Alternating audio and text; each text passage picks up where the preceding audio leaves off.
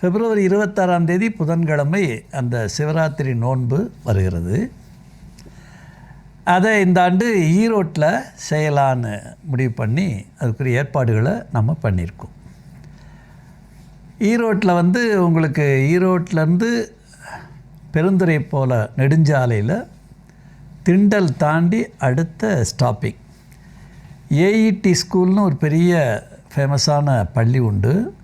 அந்த பள்ளிக்கூட ஸ்டாப்பிங்கில் இறங்குனா ஸ்ரீவாரி அரங்கம், ஏசி அரங்கம், பெரிய கொள்ளளவு உடையது, 1500 பேர் வரைக்கும் பெரிய அரங்கம்.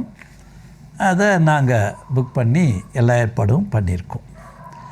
நீங்கள் அதற்கு முன்பதிவுக்கு உங்களுக்கு பேக்ரவுண்ட்லேயும் டிஸ்கிரிப்ஷன் பாக்ஸில் இருக்குது.